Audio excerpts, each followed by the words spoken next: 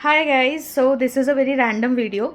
तो आज क्या हुआ ना, मुझे एक अननोन नंबर से कॉल आया और कॉल उठाने के बाद पता चला कि जो बंदा है वो एक नाइपर एस्पिरेंट है और उसने मुझसे कुछ क्वेश्चंस किए। तो बंदे ने मुझसे ये पूछा कि मेरा जीपैट क्वालिफाई हो गया है, नाइपर का एग्ज़ाम आने वाला है, बट आई एम कन्फ्यूज्ड कि मुझे घर वाले कह रहे हैं कि हम मिडिल क्लास लोग हैं तो हमको गवर्नमेंट एग्ज़ाम पे ज़्यादा ध्यान देना चाहिए। सो आप जो है नाइपर के बजाय गवर्नमेंट के लिए प्रिपेयर करो। और दूसरी बात ये है कि ही वॉज़ ऑल्सो कन्फ्यूज्ड कि मैम फ़ीस का क्या रहेगा, फिर फ़ीस अफोर्ड कर पाएंगे या नहीं कर पाएंगे, और फिर नाइपर के बाद में इंटरव्यूज़ कैसे होते हैं, और फिर इंटरव्यूज़ में जॉब कहाँ लगती है, क्या मैं वो जॉब छोड़ के फिर से अपने होम टाउन में आके कहीं पे अकेडमिक्स में ज्वाइन कर सकता हूँ क्या, एंड सो मेनी थिंग्स है लाइक कि फिर मैंने क्या किया, मैंने उनकी सारी बातें सुन ली क्योंकि मुझे पता है ये डाउट है, बहुत से बच्चों का डाउट है कि प्रिपरेशन क्यों करे, क्या मिलेगा, एंड ऑल दोज थिंग्स। तो मैंने पहले तो शांति से सारी बातें सुन ली, उसके बाद में मैंने उनको जवाब दी, मैंने उनको पूछा क्योंकि क्या है कि आजकल मैं जॉब में इतनी ज़्यादा बिजी हो गई हूँ अपने कि मेरे को टाइम नहीं मिलता कि मैं जीपैट के बारे में देखूँ या ये सारी चीज़ें मैं उसमें अब ज़्यादा देख नहीं रही हूँ। बट फिर भी आज कॉल आया तो सोचा कि आप लोगों से एक बार शेयर करूँ। तो उस बंदे से मैंने पूछा कि भाई नाइपर एग्ज़ाम में कितने दिन बाकी है। तो ही सेड कि मैम जून मिड वीक में कुछ होना है एग्ज़ाम। मैंने बोला चलो ठीक है, अभी मार्च ख़त्म होने में है, आपके पास में अप्रैल में नियर अबाउट 2-2.5 महीना है आपके पास, दैट मीन्स। फिर मैंने उससे एक और बात पूछी कि क्या आपके स्टेट में या कहीं आपको पता है कि कोई गवर्नमेंट एग्ज़ाम की फॉर्म्स आ रहे हैं या गवर्नमेंट एग्ज़ाम शेड्यूल हो रही है इस बीच में।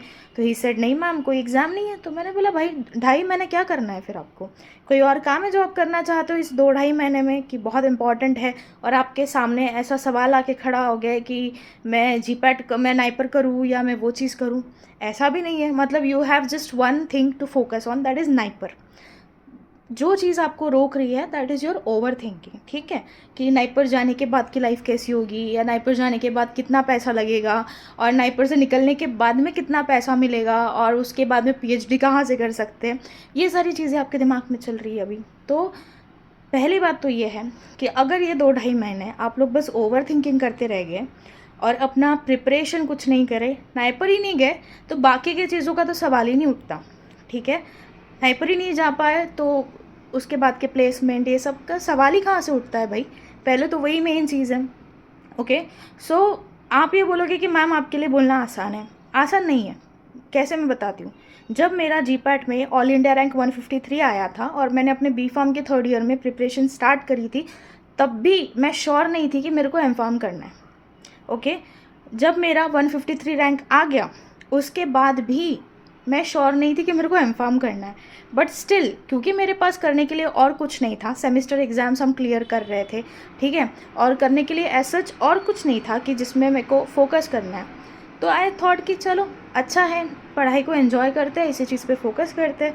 रैंक आ गया, नाइपर जाने का भी मेरा नहीं था क्योंकि नाइपर की फ़ीस की भी मेरा मतलब इतना फाइनेंशियल नहीं था उस वक्त। तो वो भी हो गया, चले गए, नाइपर से निकल गए और अभी एक अच्छी खासी वेल पेइंग जॉब कर रहे हैं, ठीक है। तो मोरल ऑफ द स्टोरी ये है कि हमें ये नहीं पता कि कल क्या होने वाला है। मतलब कि अगर मैं आज बोलूँ कि कल मुझे 10 घंटे पढ़ना है और कल को कुछ हो जाए, ठीक है, कल को कुछ इमरजेंसी आ जाए और मैं नहीं कर पाई, तो क्योंकि सिचुएशन के ऊपर डिपेंड करता है कि आपका फ्यूचर कैसा होगा। आप चाहे जितने हाथ पैर मार लो, क्योंकि सिचुएशनल थिंग्स भी होती है ना, कोशिश करते रहना हमारे हाथ में है, बट ओवर थिंकिंग के चक्कर में क्या है कि हम वो कोशिश भी नहीं कर पाते।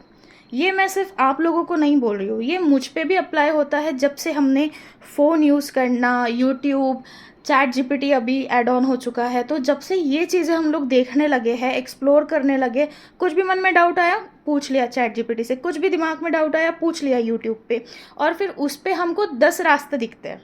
और जो 10 रास्ते दिखते हैं ना, तो उसमें हम इतना भटक जाते हैं कि हम खुद ही खुद के मेंटोर बन जाते हैं, खुद ही खुद के गुरु बन जाते हैं, खुद ही अपना फ्यूचर प्रेडिक्ट करने लग जाते हैं और ऐसे ऐसे डिसीजंस लेने लगते हैं। डिसीजन तो बनता ही नहीं है, डिसीजन तो छोड़ो। आज को कोई डिसीजन बनेगा, कल को लगेगा यार नहीं ऐसा नहीं, ऐसा करना है, फिर परसों को लगेगा यार नहीं नहीं नहीं पहली बात सही थी।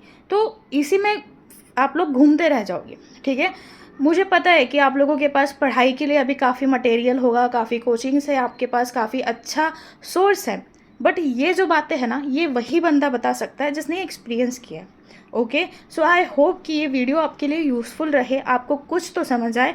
अगर आपके पास में सिर्फ 2-2.5 महीने हैं और आप कुछ और चीज़ नहीं कर रहे, तो आई रिक्वेस्ट कि आप प्लीज़ एग्ज़ाम की तैयारी पे फोकस करो, नाइपर की एग्ज़ाम की फोकस करो और अपना एग्ज़ाम निकालो। उसके बाद में आपका क्या रैंक आएगा, उसके बाद आपको कौन सी ब्रांच मिलेगी, आप कैसा आपका एमफार्म होगा, ये कोई नहीं बता सकता।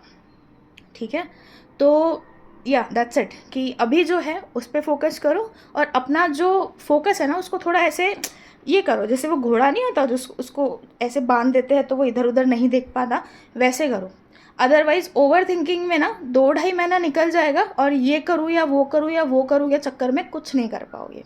ओके, चलो, ऑल द बेस्ट, बाय।